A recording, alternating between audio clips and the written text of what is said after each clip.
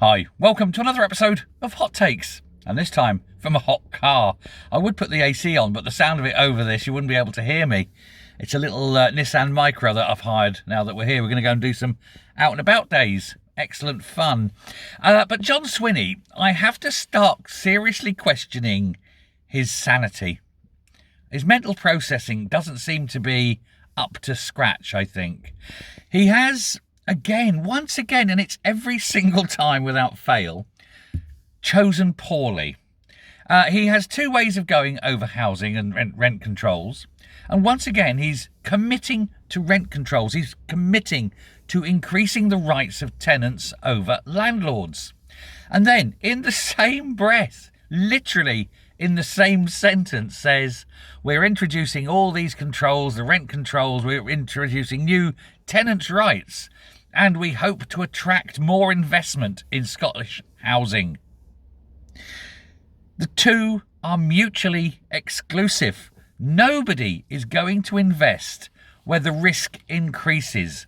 The risk of having your house unpaid for, no rent, you can't evict the tenants, where the tenants can do damage and there's still nothing you can do. Why would anyone want to risk that unless they were clinically insane?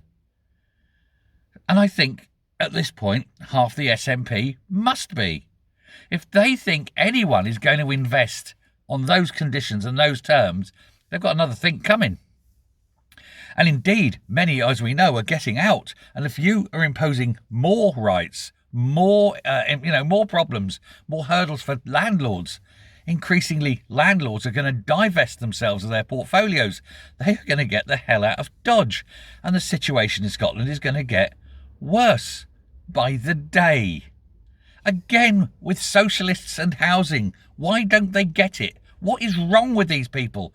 I know you have to be a bit thick to be a socialist. I get that. I understand that if you're in any way intelligent, you just don't become a socialist.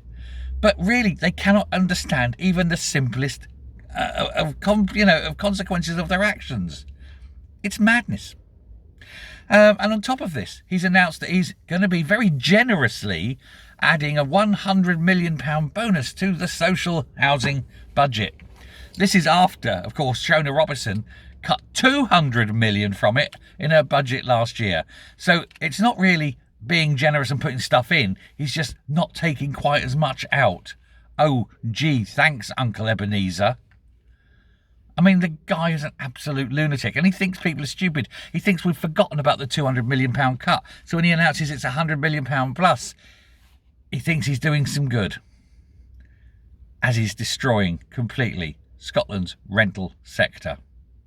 The guy is such a danger. And you know who ultimately will suffer? Tenants. Because either they won't have anywhere to rent, or those that do will find that the rents are incredibly high. Welcome to progressive Scotland, where the lunatics truly are running the asylum. Thanks a lot. Bye.